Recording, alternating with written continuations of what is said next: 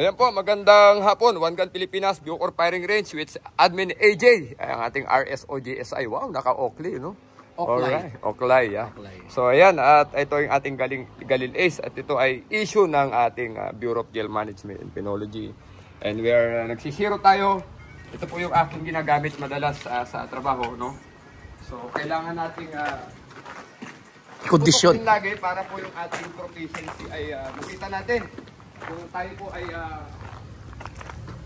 accurate pang puputok ng ating rifle dahil ginagamit natin ito sa trabaho, no? So this time we will show yung ating board ay walang tama, no? Yes. So this is Galil Ace, AJ, this is Galil Ace 21, no? 556 po ito. So nito ammunition katulad ng ating mga AR, no? So yan. Ito yung aking paboritong ginagamit. Bakit? Maikli po siya, no? Maikli ito. Ang bat ay retractable. This is Iwi Galil Ace Mini 21 po. Para huwag nating makalimutan. Galil Ace, no? So, maraming law enforcement ang gumagamit ito. Ang PIDEA, I think NBI, meron din sila. Ang PNP. BGMP, dalawa po yung gamit natin. Isang 21 and 22. Yung 22, medyo mahaba po yun. Pero ito po, paborito ko kasi maikli, no? Pwedeng pang CQB, pwede rin sa long range, no? Pero what is good about this gun, although medyo mabigat, no? Pero nako-compensate po niya yung ng bigat, yung recoil. So again, kanina tinignan natin yung target, wala naman tama, no? Subukan natin putukan ng bigla, magtatama tayo.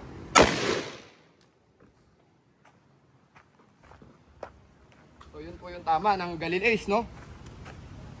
So without further aiming, using our eye focusing, pag-angat natin, tumama naman yung ating Galil Ace, no? So this time, kailangan putukan natin yung black na balloon. Ready? Gumagalaw, no? Kailangan natin mag-concentrate na hindi tamaan yung pula, no? O yan na, gumagalaw na siya, no? So it's like real life scenario. Pero kailangan nating tamaan yung black. Ayan, lumilikot pa, no? Ready? Up! pinatagusan lang. Yan. So shooting behind barricade, no? Behind the object. So hindi natin tinamaan yung no, yung pulang balon. Tinamaan natin yung itim. So dapat ganun po pumutok ang isang law enforcement. Sa bawat sitwasyon po, pag nag-decide po kayo na patamaan, dapat tamaan po nyo accurate yan target. Kasi pag hindi, buhay po ang nakataya. Lalo sa mga hostage situation. Kaya kailangan po tumama tayo. Again, yung ulo ng target, dapat tamaan.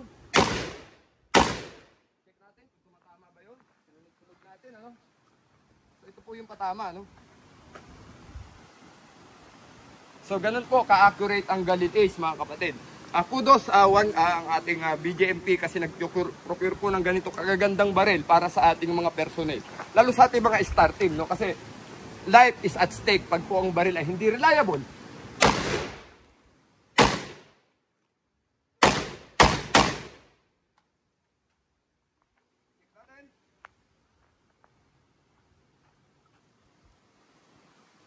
Ito po ang Galil Ace, mga kapatid.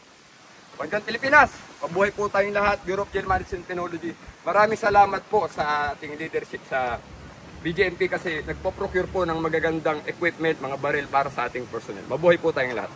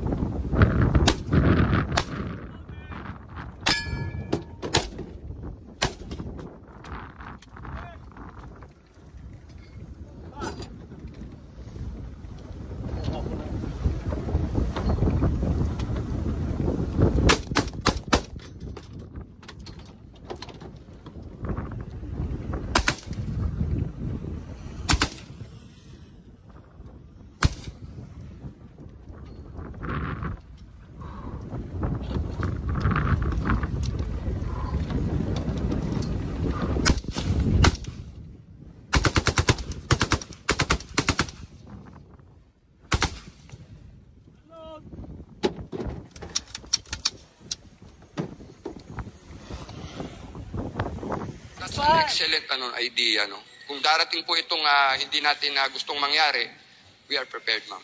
Handa po tayo. Kung meron po tayong mga tamang tao na magtuturo at mag-guide, I think magiging successful po itong program na ito.